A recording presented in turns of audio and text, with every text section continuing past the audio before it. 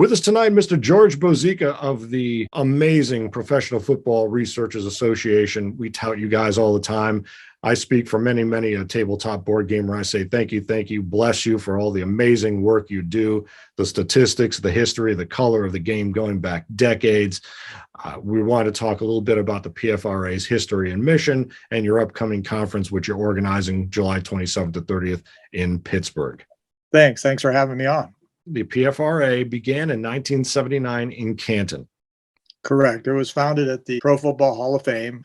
The mission was threefold: to foster a study of pro football as a significant and athletic institution, to establish an accurate record of pro football, and then to obviously disseminate the research. And that has basically been our purpose since then. If you love pro football and you love anything about pro football, our organization is for you. I think it's one of the best deals around for people living in the United States, $35 a year. If you live in Canada, it's $40. If you live overseas, and you'd be surprised how many overseas members we have, it's $50. So that gets you a year membership. As you said about some of the things that we have, members get 6 editions of our magazine, the Coffin Corner, which is full of articles about, history of the game, not only American pro football, but also Canadian pro football and some of the leagues that are now defunct, the World Football League, the USFL. So, we cover the gamut of pro football. We also have,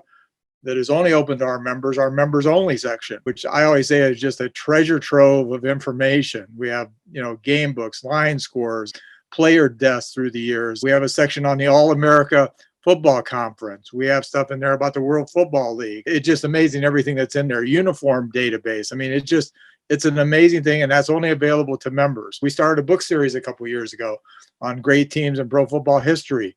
We've covered the 66 Packers, the 58 Colts, and the 51 Rams, and we're in the process of the 64 Bills, which will come out hopefully by the end of next year, 2024, on the anniversary of their championship.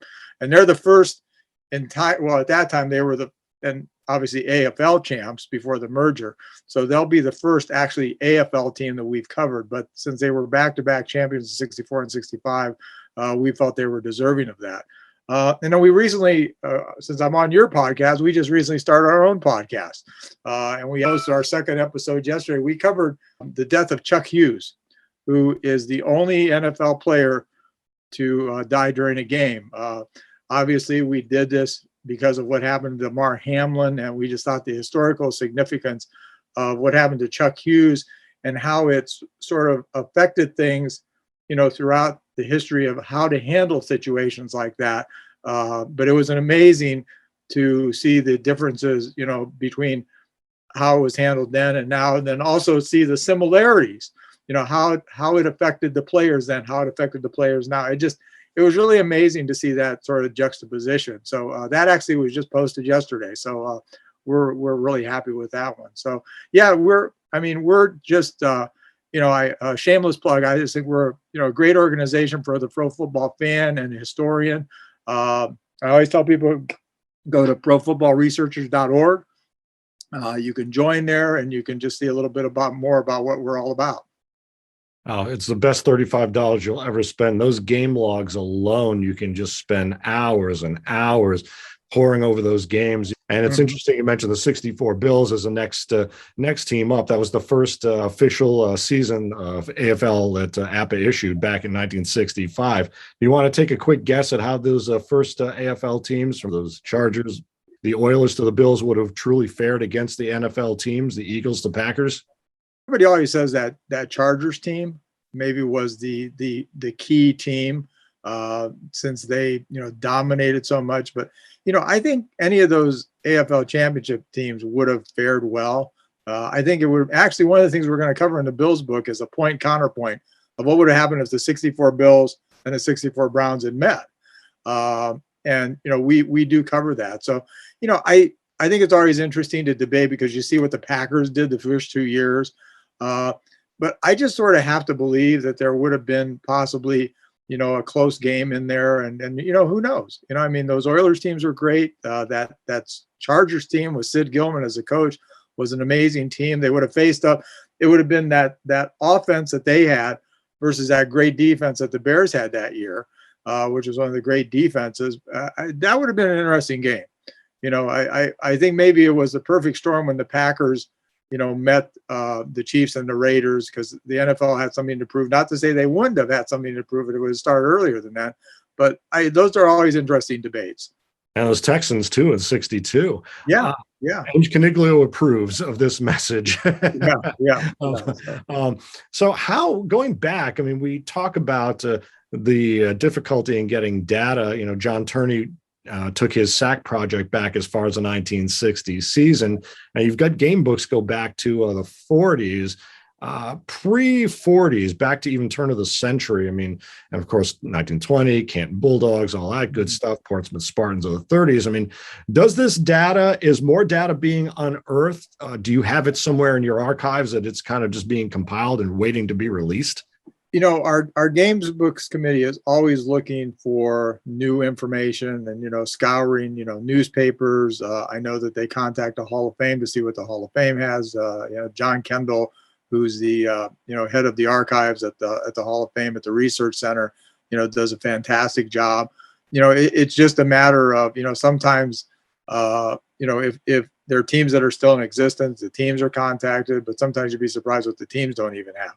There's a number of different ways, but, they're always looking for, additional information to try to add to the database, and every once in a while we get something and it's always, a great thing. But, as you said, if you look in the section, we have things all the way back to 1933. And then even before that, people have compiled things from newspapers and things like that to show, some of the even games in the late 1800s. It's really fascinating, the work that goes into that. But our committee does a great job in terms of trying to put that stuff together and still trying to find more stuff to add to the database. Because on some of the early years, whereas in some of the later years, obviously we have 100% of the data. If you go back to some of the earlier years, it's sometimes a smaller percentage because it just depends on what's available and what we can unearth. Well, of course, now we're awash in data. Sharp football analysis. Now, I was recently gifted for Christmas this incredible book by one Mr. Rupert Patrick, A Statistical History of Pro Football. Tell me about, if you would, maybe about Rupert Patrick and about that work and about how the PFRA is looking to present more advanced football data as it's becoming accumulated. Yeah, Rupert sadly passed. He was one of the leading, researchers in our game books committee, and that book was a labor of love for him in terms of putting that together. In fact, I have my own copy here right next to me, and my bookcase right next to me where I'm talking to you. And it's a fabulous book what he was able to put together. It was a real loss for us because Rupert would always do some of the game summary sections and usually the championship game for the teams that we covered. We missed him in terms of that because he would always be so meticulous in terms of the stuff that he would put together. He started researching field goals and missed field goals and the distances and all this. He was just amazing the amount of time that he put into that to get those statistics and to put that all together. So Rupert was quite a guy. We really miss him, and that was a great book and sort of a testimony to just some of the work that he did when he passed suddenly. And of course, we have to now look at missed points after touchdown a little more closely after that. Right, we do. One of the difficulties too is that you can. I know myself. You can research and research and research, and it's a matter of determining what is valid, because it's amazing to me in researching the books that we did that you can look at a number of different sources, newspaper articles, sometimes even player accounts, and you see it's not so much you see inaccuracies, you see differences. So then you have to sort of make a determination through research, and I think that's the fun of the research, is to get into that and and look at as many sources as you can. And obviously with some of the older players, they're no longer with us. We were lucky when we did the Packers book and it's amazing to me since then how many of them passed away, but we were able to interview, a handful of the former Packers. We were not quite as lucky with the Colts and the Rams because there was only one 51 Ram player that was still alive when we did the book, and we did interview him. Joe Reed, but then he passed. So we were lucky to get an interview of him before. For the Bills book, we interviewed their longtime trainer, Eddie Abramowski, and then Eddie passed away. We try to, interview players on these teams, but that's part of it is sometimes, you want to get those accounts. But I'll be honest, I've even seen players in different things where they say something and then you see something that they say that's a completely different. So sometimes it's their recollection too, but I mean, you feel like that's a firsthand account. So you feel like you got to go with that. But sometimes it's interesting how over a period of years, maybe they remember things just a little bit differently. And then you read this and that, and then you got to say, well, geez, what's the correct story, or what should I go along with? So that's part of the fun and sometimes part of the difficulty in research. Sure. There has to be almost some, I hate to say subjective, but you have to kind of make some judgment calls. Yeah, right? Exactly. Yeah, you really do. And that's part of, what you have to go through as a researcher, and, in anything, not only sports research, but any kind of research. You can only hope that the more detailed you are, the better your product is going to be. Well, it's already most amazing. There's nothing really like. On the baseball side, you've got Saber, and actually I have a little section devoted to tabletop gaming and things like that. And certainly designers use these statistics, I think, to kind of refine their game. Certainly players do that as well. And again, you've got so much more advanced data now. Is that something where the PFRA will try to devote more attention to this? The explosion in new precision data, passing stats, et cetera. Yeah, those questions are starting to come up too. And obviously we're going to take advantage of anything we can to do a better job of telling the story of the game. We have to evolve with the technology. And, I think we are trying to do that as best we can to, take advantage of the newer technology, the newer research. Just look at it's amazing. I think we're about the same age looking at you. It's amazing what we had when we were, younger, and now, with the explosion of the internet and all the information you can get on that. And again, sometimes you got to watch that too, because, sometimes, just because something's in, say, Wikipedia doesn't necessarily mean that's a good source. Sometimes what you do is you can see what it says and then look at what they quoted, and then go back to that and say, okay, is that resource good or is that questionable? I would caution people to say that, sometimes the stuff you read in some of those sections are not the best. So you want to sort of maybe do your own sort of footwork as to, well, who can be trusted too, because there are so many things online too that you see. And, many can be, but some, maybe not so much. Not to say that everything on Wikipedia, but, because there's a lot of good things. I always think Wikipedia is a good sometimes starting point. It's sort of an outline. Exactly. And then sort of go from that, so I think sometimes that I don't discount it, because it can be a good, maybe starting point and say, well, what resources are there? Because sometimes you'll read, say, a piece on a player, and then, well, you'll see a bunch of, a bibliography, and then you'll see a bunch of footnotes. You say, okay, well, that's what I want to get into, because maybe there's a book there that I wasn't aware of, or, an article or something like that. So then you go to that and see, well, what does that say? And then you go from there. It's a bit of a hunt. I wanted to mention one other thing about the organization, our Hall of Very Good. Mm-hmm. Starting in 2002, we started what's called the Hall of Very Good to sort of honor players that possibly didn't necessarily make it into the Hall of Fame, but were still, players and coaches that were still worthy of some type of recognition. So every year we induct, players, coaches into our Hall of Very Good since 2002. And it's amazing, since we started it, how many then eventually make it into the Hall of Fame. And if you look on our website, right on our homepage, you can see the Hall of Very Good logo. And if you click on that, you can see the list of everybody that's in the Hall of Very Good. And we have asterisks beside those that are eventually made it into the Hall of Fame. And it's, quite nice to see that, some of them do finally make, into the Hall of Fame. So, and we'll be announcing our most recent class here soon. So, we're really excited about that also. And that's something that we do. The members nominate and then vote. And then one of our members, Andy Pieszczek, does the final tally and basically runs that Hall of Very Good, and basically sort of oversees that. That is actually really important. Chuck Howley, for instance. Yes. It's amazing sometimes those, they're on the fence, but sometimes it's just because maybe the case hasn't been made strong enough, and then people realize, well, they deserve to be in. I'm glad that the Hall finally decided to look at those seniors that maybe, fell through the cracks. I think back to, I think it was '05 when Benny Friedman and Fritz Pollard made it in. And they were two that you could have argued maybe should have been in possibly the charter class or one of the early classes of the Hall of Fame back in the 60s, and never made the grade. And then in 2005, they both went in. So it's always good to see those seniors that were deserving and somehow fell through the cracks, but they still get in. Or a couple of years ago with the 100th anniversary when they had the super class, when they basically did that with guys like Alex Karras, Duke Slater, and some of those others. So it was always good to see that. I actually grew up in Canton. I grew up within walking distance of the Hall of Fame.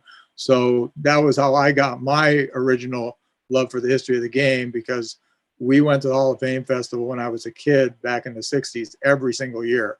Wow. And still continue to go when I can fit it into my schedule. But it was a lot of fun for being a kid growing up in Canton with the Hall of Fame that close. So sort of got my love from that, and obviously my dad being a fan too. So if we didn't go to the enshrinement, when they used to have the enshrinement on the steps of the Hall of Fame, now they have it in the stadium. And I don't know how many people realize that, much like the Baseball Hall of Fame, they used to have the enshrinement right on the steps of the Hall of Fame. And it was sort of symbolic, because they would even sort of say that you then, is going to enter the hall. And I always liked that. I know that it's the big, NFL shindig that it is now, in the stadium and everything. But it really was meaningful when it used to be those early years when it was right on the steps of the Hall of Fame. And you would see the enshrined, he's sitting there, and, their families would be sitting there. It wasn't the huge crowd now that you see, in Tom Benson Stadium, formerly Fawcett Stadium, but it was a much different affair back then. I miss those days actually of that. I think that was, it had a lot more symbolism than sometimes the pomp and circumstance that they have now. Yeah, that intimate setting. I mean, some of the induction speeches. I mean, Lambert, for instance. I mean, just incredible moments.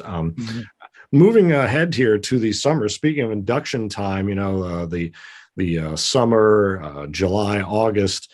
Your convention, July 27th to 30th, is going to be before induction month.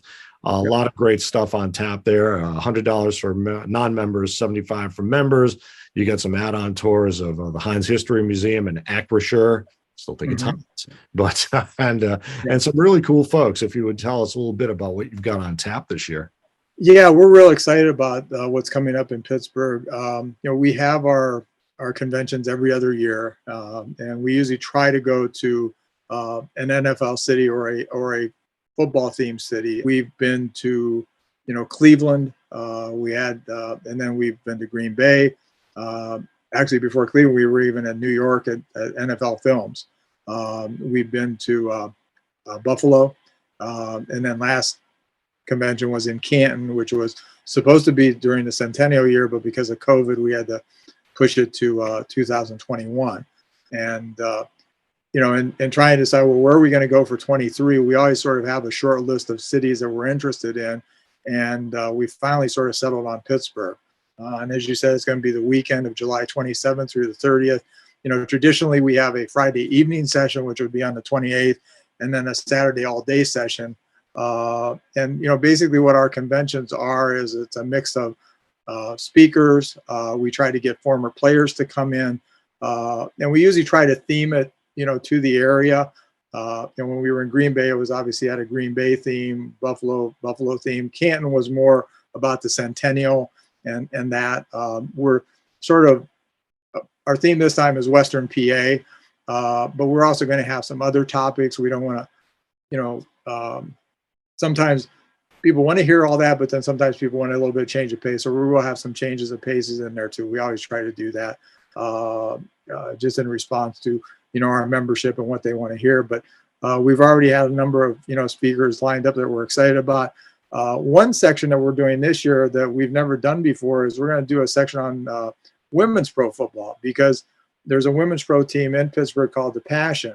And one of their co-owners, Teresa Kahn, and she's also the co-coach with Lisa Horton, who was a former quarterback, and they both agreed to come and speak in Pittsburgh. So we're going to do a section on women's pro football. That team was actually co-owned by Franco Harris. They've had a lot of success. They wear the same colors as the Steelers. If you see the uniform, it's the black and the gold. But they've had a lot of success, and actually have had 3 undefeated seasons and a championship. And so they've been successful. They've been very successful. So we just thought it would be a nice change of pace to hear the perspective of what it's like to play women's professional football, coach women's professional football, and run an organization like that at that level. So, and they've had a lot of success.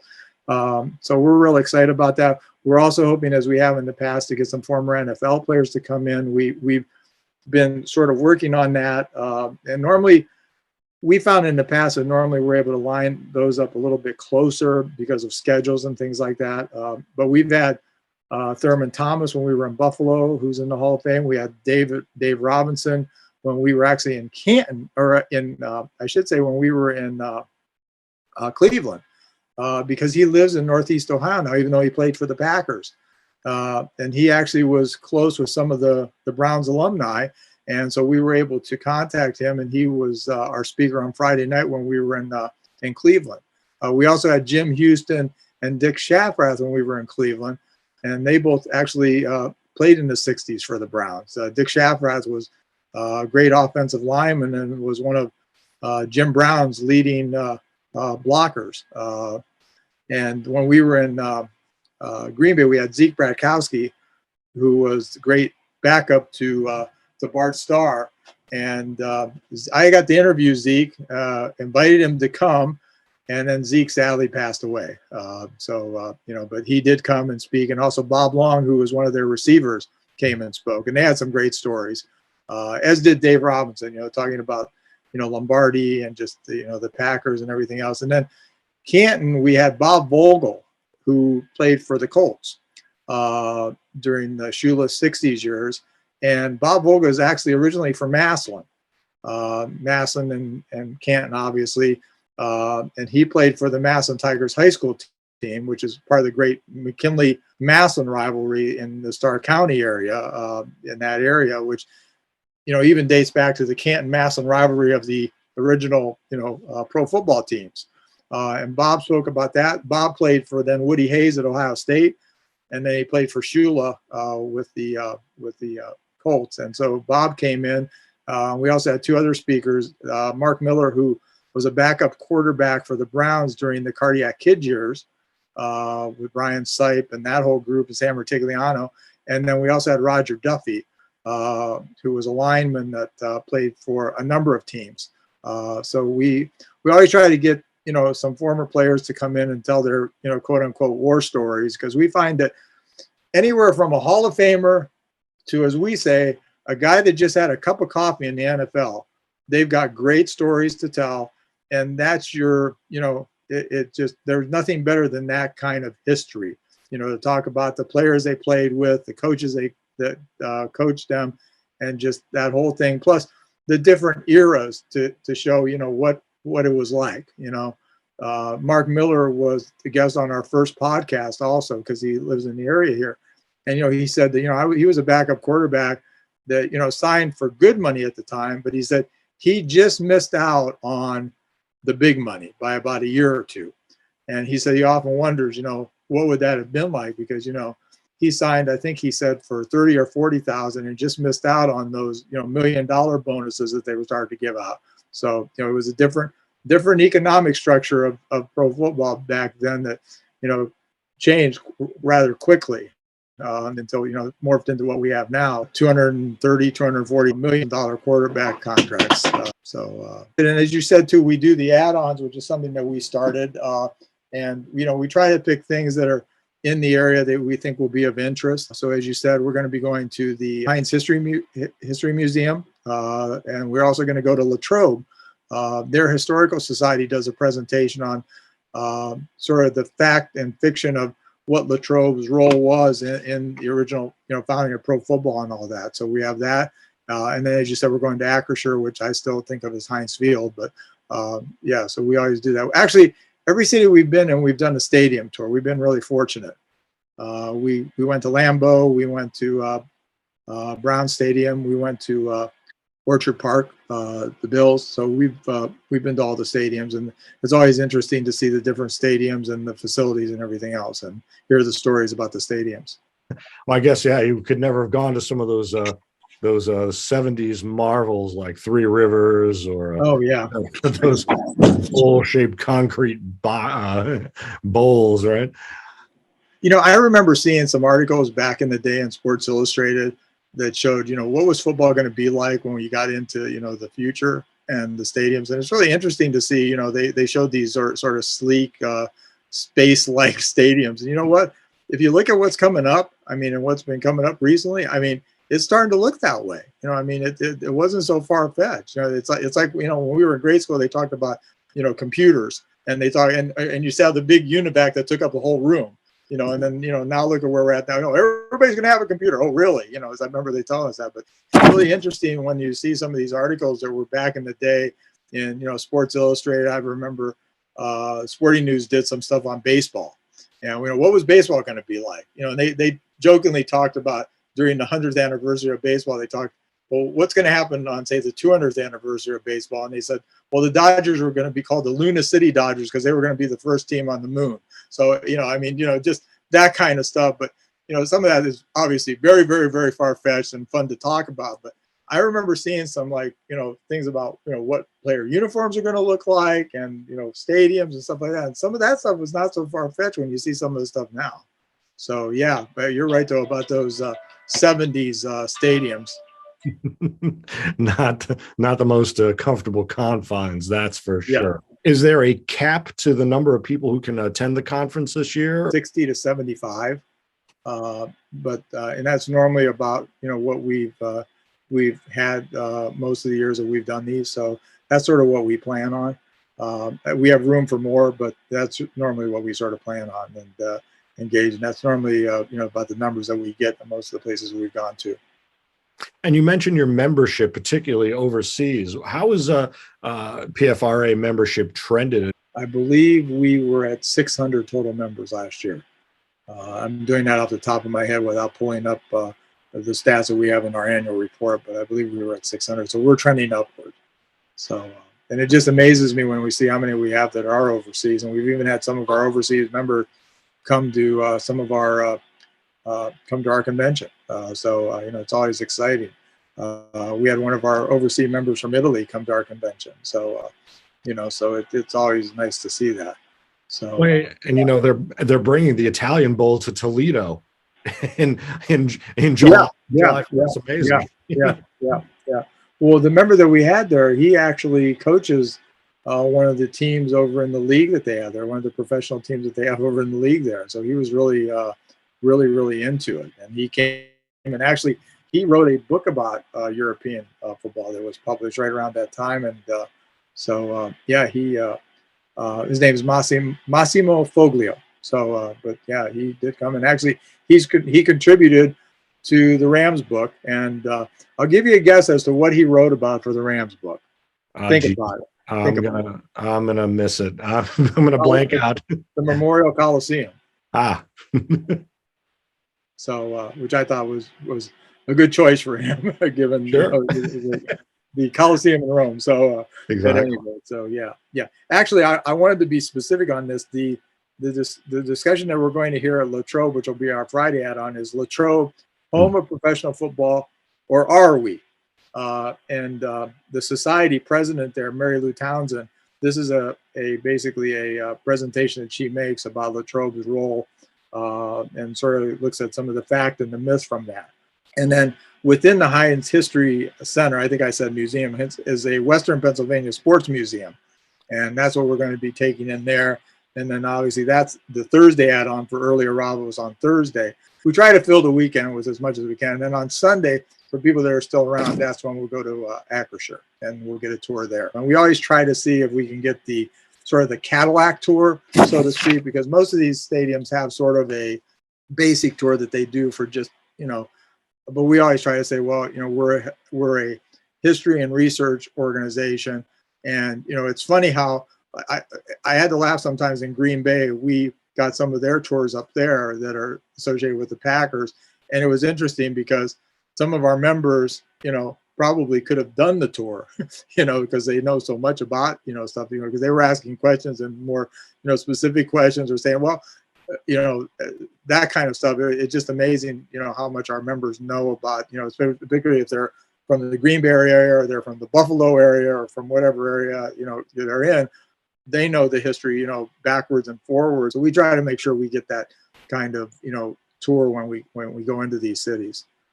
Well, there's another revenue stream for you right there. The PFRA national tour of stadiums with the personal tours. And wow, you have a traveling show all year long. Well, they have in Green Bay, they have what's called the Packers Heritage Tour. And it was actually sort of a brainchild and started by Cliff Christo, who's a Packers historian. And he's also a member of the PFRA. And one of our members in Buffalo, Greg Tranter, who's our assistant executive director, thought, well, geez, we could do something similar to that in Buffalo. So he's sort of patterning it after that, and he's starting a tour just like that in Buffalo. Nice. And I've thought about, we could probably even do something like that here in the Canton area if we wanted to. Because when we were in Canton, we went to Massillon because their Massillon Museum has a Paul Brown Museum within the museum. Of course, you have the Hall of Fame.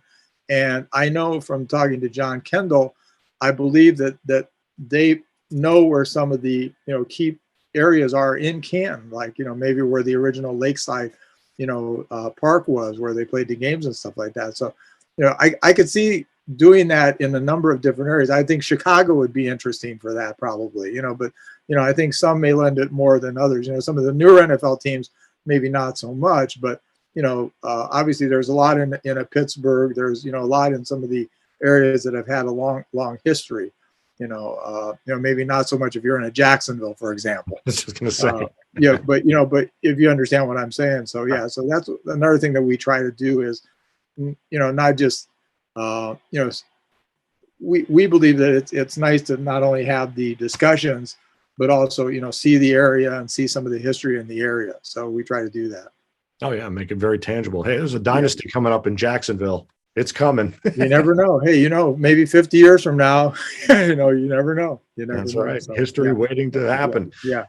ProFootballResearchers.org is where you sign up, and you've got time to sign up. Is there a deadline to sign up? Yeah. Actually, we have, we're going to actually have the convention itself at the Drury downtown hotel. And it's actually the old Federal Reserve Bank. That's been transformed into the hotel, and we do have a special rate there, which people can take advantage of, and all that information is on our website. And the cutoff on that is, I believe it's 30 days before. It's June 25th. That's a cutoff date for that. But we pretty much take reservations for the convention itself. I mean, I get reservations up to the week of. I try to accommodate everybody. You may not get the special rate at the hotel, but I try to accommodate everybody. So, but we do have that. And obviously, if we get to the point to where we feel that there's going to be too many people for, an add-on, then sometimes we have to have, a cutoff on that. So I always tell people to try to reserve for those things. We do have, cutoff dates for each of the add-ons too. So I do try to do that. But again, we try not to turn anybody away, but, sometimes it's difficult. So, at this point, we actually have already received reservations. We start getting them, but it starts getting hot and heavy once you get into spring. That's when it really starts getting hot and heavy. That's when I start getting, a couple a day, and they start coming in until the event. So, yeah. So we have all the information on the website. You have our Pittsburgh logo right behind you. And that was designed by Mark Durr, who is our publications director, and he usually does our logos for the convention. So we're real pleased with what he came up with for Pittsburgh. It's a thing of beauty. We will see you there. We have our ticket punched, our hotel reserved. Thank you, George, so much for all this great information. And congratulations on the great work. And thank you so much for it. It's invaluable. We love it. $35 a year, folks. It's the best $35 you will spend. I agree. Been a pleasure speaking with you, sir. Thank you. Thanks for having us on, and thanks for allowing me to to plug an organization that I really love and also our upcoming convention. We really appreciate it. Thank you, sir. Have a great evening. You too.